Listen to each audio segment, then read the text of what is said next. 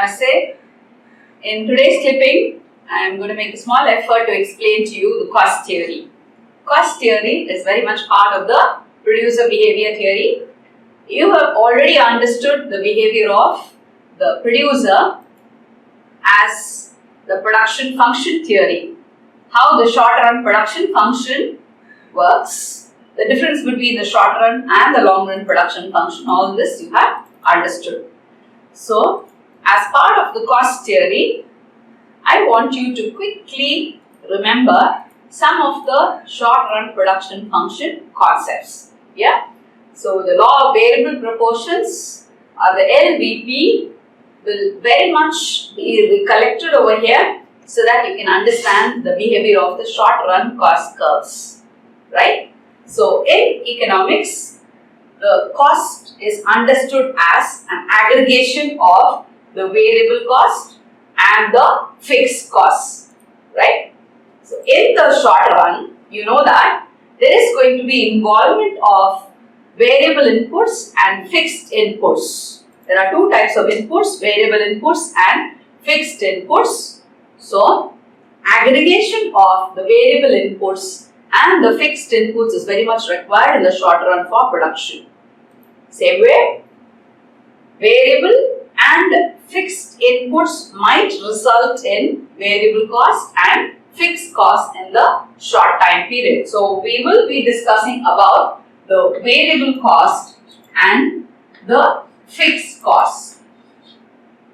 Or simply we can say the total cost is going to be the summation of the variable cost plus the fixed cost in the short run. Right? In economics, the total cost can also be understood as implicit and explicit cost. So, what is this explicit and implicit cost? Right? Explicit cost refers to the cost that's incurred in the production process even as the producer is going to hire the inputs from outside and make a payment. Right? Let me repeat. Explicit cost refers to the cost that is incurred in the production process even as the producer is going to hire the factor and the non-factor inputs from the outsiders and make a money payment to them. Right? Payment is made to the outsiders for hiring of the inputs. So, an explicit payment is made, explicit cost. Right? Yeah. Now think about all this sole proprietors, the small producers. Quite a number of sole proprietors are there in a country like ours, a huge country where so many have small businesses, isn't it?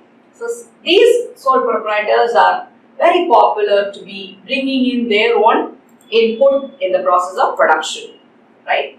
If a sole proprietor is going to arrange for own capital in the process of production, probably going to start up the production in own premises, what happens then?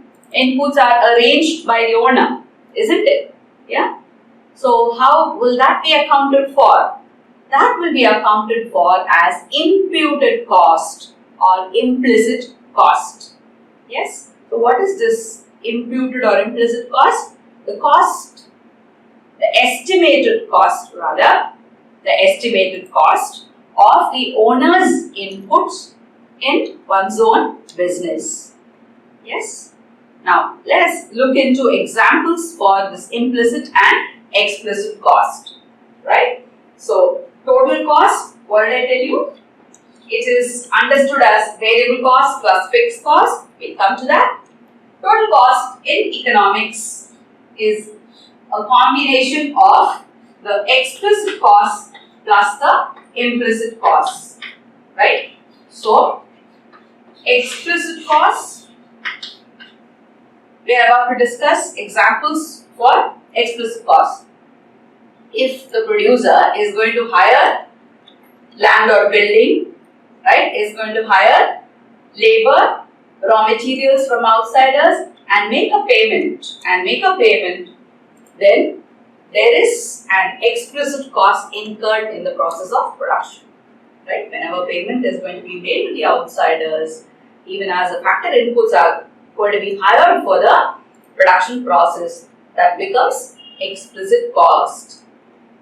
On the contrary, if the owner is going to make use of one's own inputs like land and building, own land, own building, right, own capital, then the estimated cost of such owner's factors in one's own production will be imputed cost. So there is no explicit money payment involved out there, right? It's estimated cost of the market value, which is going to be written probably as the imputed cost incurred in the process of production.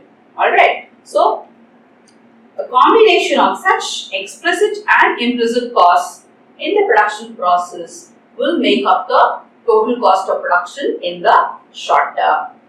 Okay, right? Now, let's try and understand the two concepts of variable cost and the fixed cost. Right? Variable costs, what are they?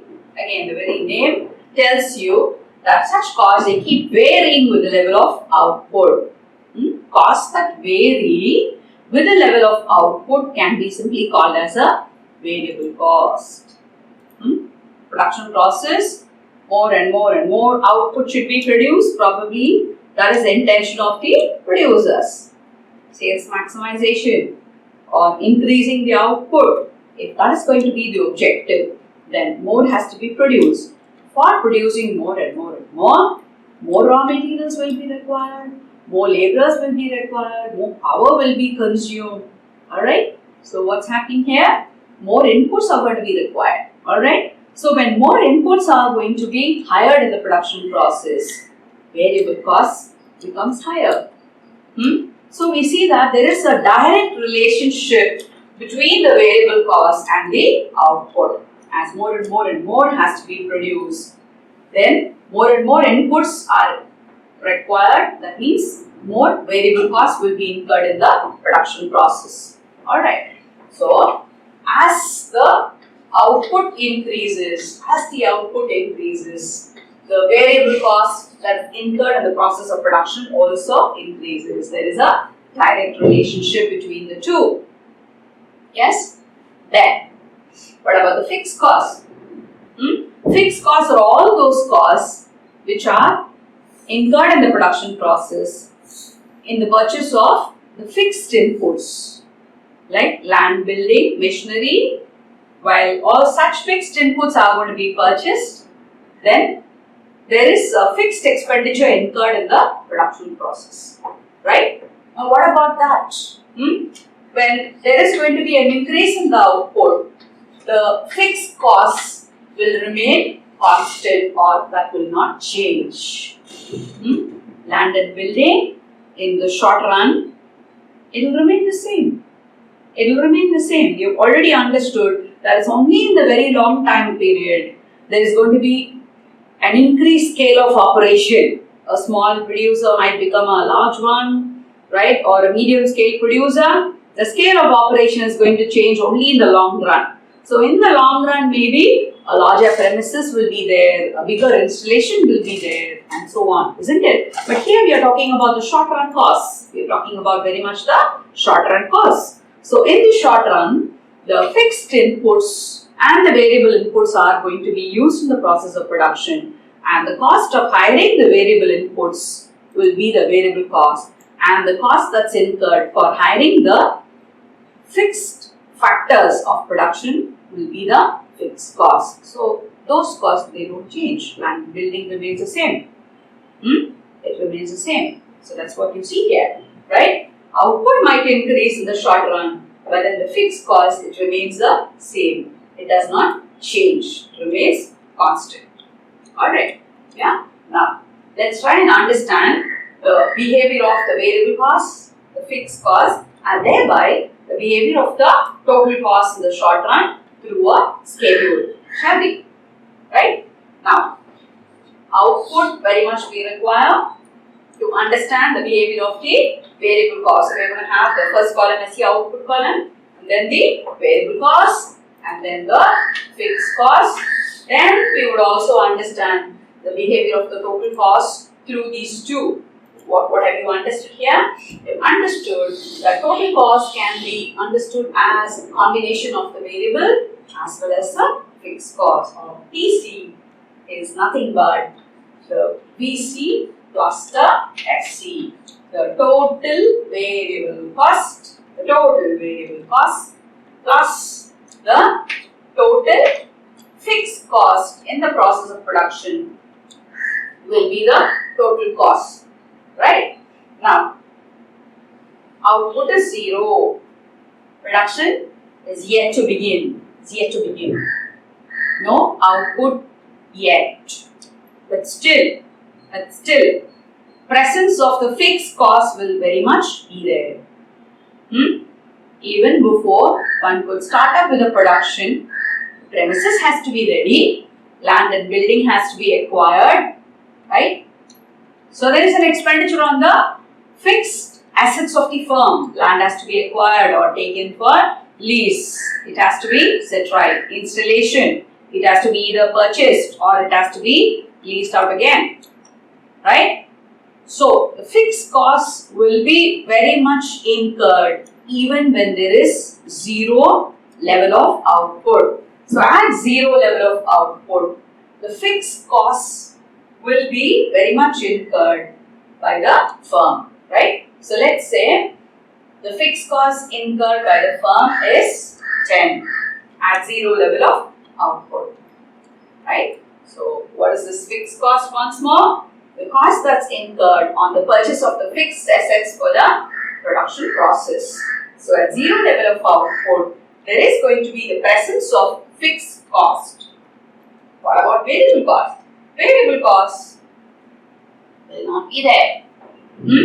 Why will somebody buy the raw materials or hire laborers when there is no production happening? Only when production is going to start, then purchase of raw materials and the purchase of labor and all these things will happen, isn't it? So, when the level of output is 0, the variable cost will also be 0, right?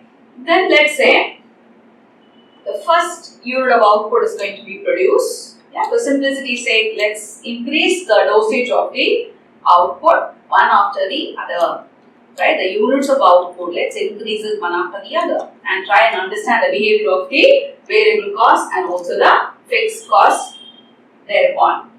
Right, so when the first unit of output is going to be produced, then what will happen to the fixed cost? Come on, that's fixed cost, right? That will remain fixed. You've understood that whatever be the level of output, whether it's going to increase or decrease, fixed cost will remain fixed. It doesn't change, it remains constant. So when the output increases, the fixed cost will remain fixed. So that's going to be 10. But what about variable cost? Variable cost is going to now increase as the output increases. More of raw materials will be purchased, more of laborers will be hired and so on. Yes. So the variable cost will be incurred. Let's say initially there is going to be 10 units of inputs used and the variable cost is going to be 10, right? Okay. Then to reach on to the next level of output,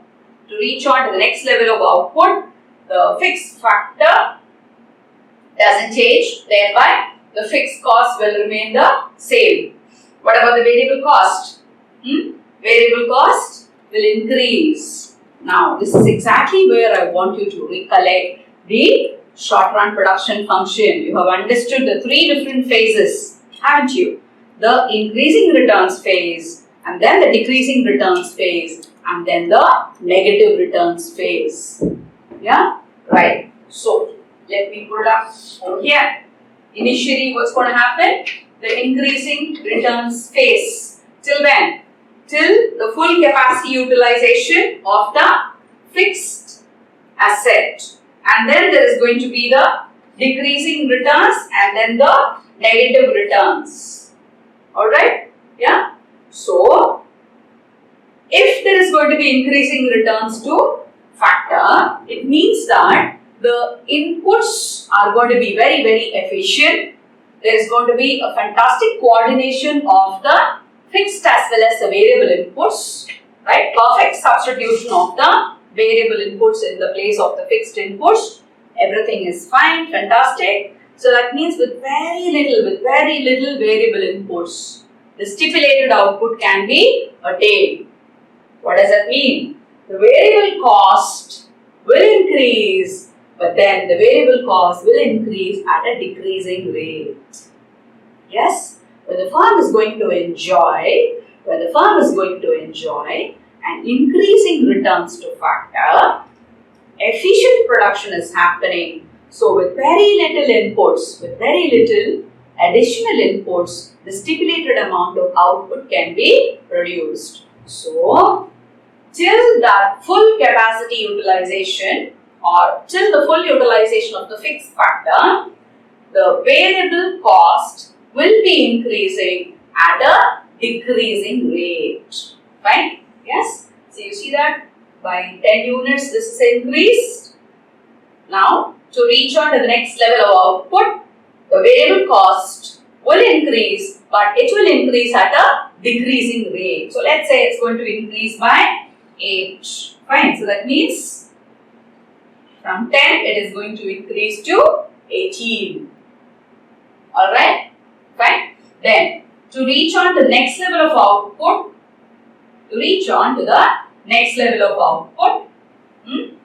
what's going to happen? There will be an increase in the variable cost. Fine. Still the firm is enjoying an increasing returns.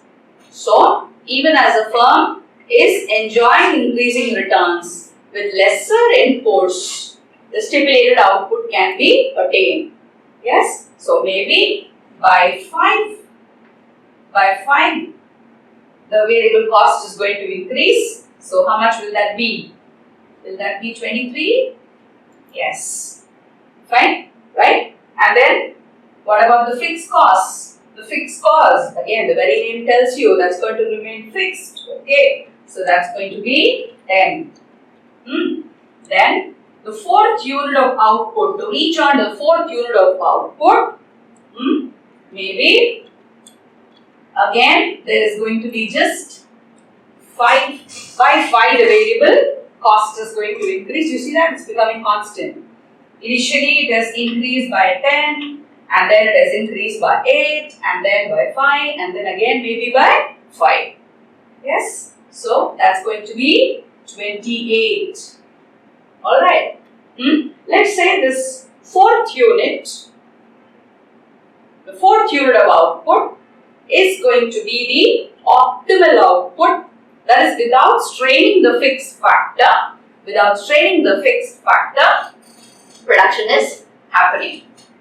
Beyond that, when the fixed factor is going to be overutilized, that is when the problem starts. You've understood? The firm will start having decreasing returns because the fixed factor is going to be overutilized, there's going to be diseconomies, an improper substitution of the fixed and the variable inputs, right? So, think about it, no? Think of the industry. What's going to happen repeatedly when the same machinery is going to be made use of?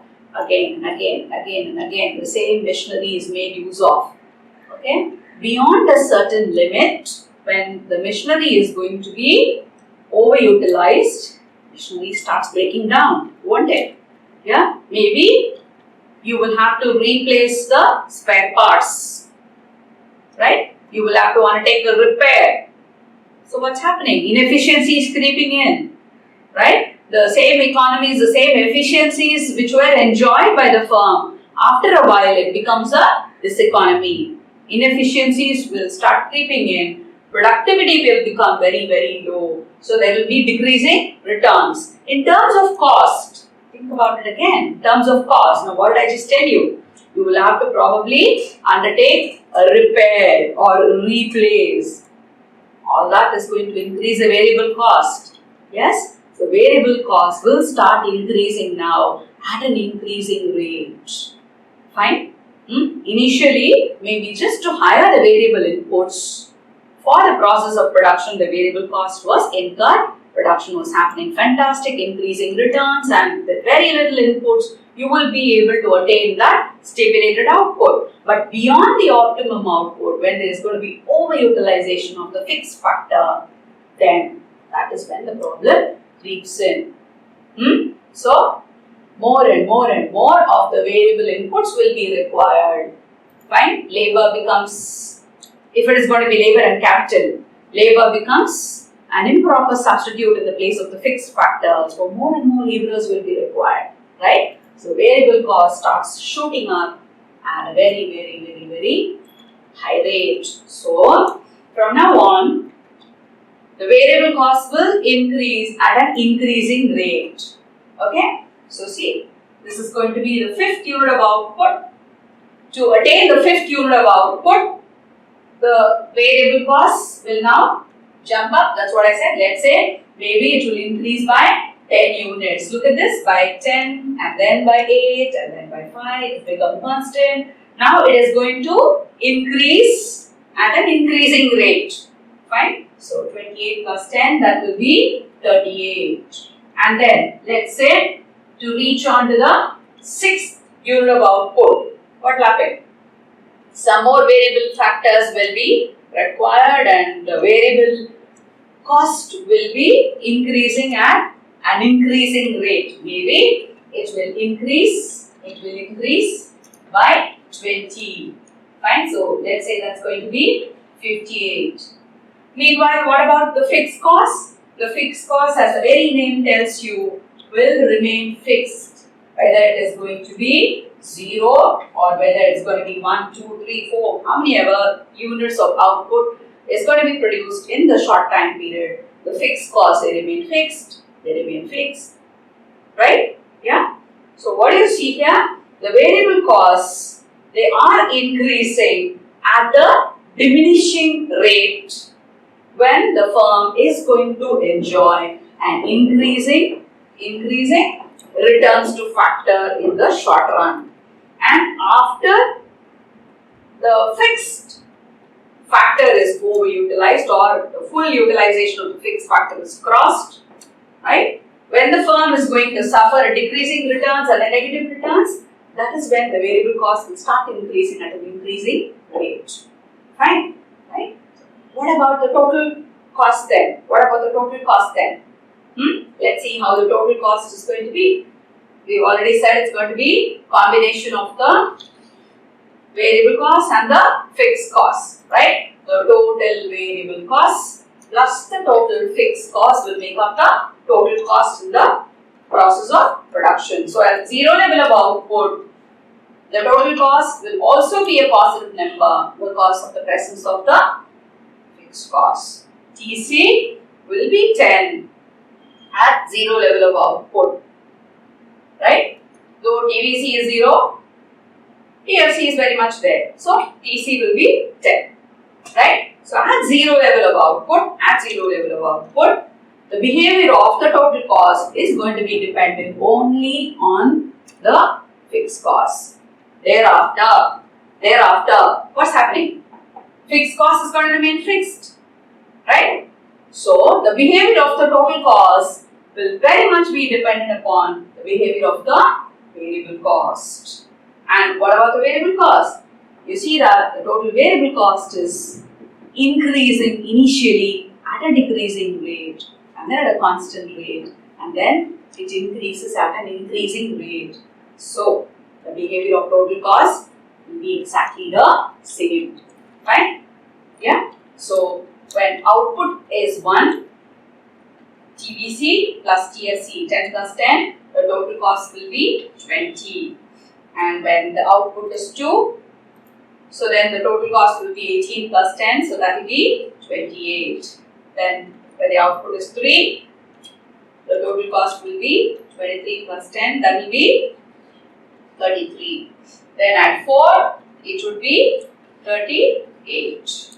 At 5, it would be 48. And at 6, it would be 68.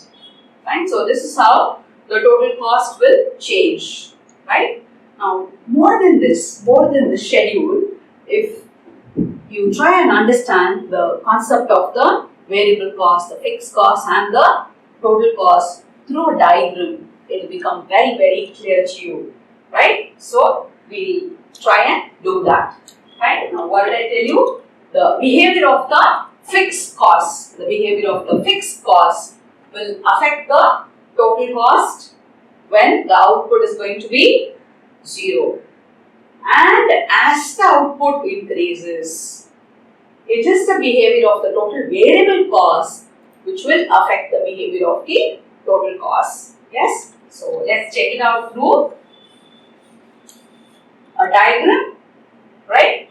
Now, as usual, let me tell you, I want you to only show the general behavior. It's not necessary for you to plot it. For better understanding, maybe you can plot it, but in your exam, it's enough if you show the general behavior of the curves, right? So, along the y-axis, it's going to be the cost that's going to be measured, and along the x-axis, it's going to be the level of output that is going to be measured.